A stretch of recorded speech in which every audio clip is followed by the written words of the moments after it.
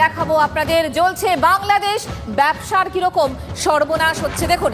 এক একটা সীমান্ত ধরে যদি আমরা বলি তাহলে পেট্রাপোল সীমান্তের কি ছবি আমরা দেখতে পাচ্ছি। দৈনিক লেনদেন 200 কোটি। বাংলাদেশে রপ্তানি হয় কাঁচা লঙ্কা, পেঁয়াজ, মশলা। কত ট্রাকে যাতায়াত হয়? প্রায় প্রত্যেক দিন 500 ট্রাকের যাতায়াত হয়। ভাবুন তাহলে। এরপর যদি হিলি সীমান্তের কথা বলি, সেই হিলি সীমান্তে দৈনিক লেনদেন হয় 10 কোটি টাকার। বাংলাদেশে রপ্তানি হয় কি? কাঁচা লঙ্কা, পেঁয়াজ, মশলা। এবং কত ট্রাকের যাতায়াত হয়? 10 রীতিমতো 110 ট্রাকের যাতায়াত হয়। এরপর চ্যাংড়াবান্ধা। এই চ্যাংড়াবান্ধা সীমান্ত এলাকায় দেখা যাচ্ছে দৈনিক লেনদেন হয় প্রায় 50 কোটি টাকার। বাংলাদেশে রপ্তানি হয় কি? পাথর, পেঁয়াজ, কাঁচামাল, প্রসাধন সামগ্রী। এবং তারপর কত ট্রাকের যাতায়াত? প্রায় 500 থেকে 600 ট্রাকের যাতায়াত হয় এই কোচবিহারের চ্যাংড়াবান্ধায়। এরপর দেখাবো আপনাদের ফুলবাড়ি সীমান্ত। সেখানে বাংলাদেশে রপ্তানি হয় কি? পাথর রপ্তানি করা হয়। এবং সেখানে ট্রাকের যাতায়াত কত?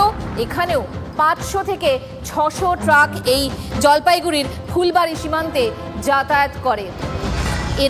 এরপর দেখাই আপনাদের মহদেপুর সীমান্তের কথা যদি বলি তাহলে সেখানে দেখা যাচ্ছে বাংলাদেশে রপ্তানি হয় কি? পেঁয়াজ, পাথর, কাঁচা লঙ্কা।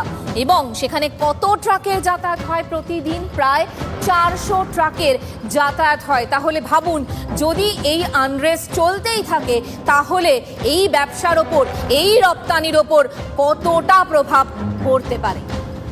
তাকে কোথায় রাখা হচ্ছে সে বিষয়ে সঙ্গত কারণেই, নিরাপত্তার কারণেই কোনো তথ্য সামনে নিয়ে আসছে না ভারত সরকার।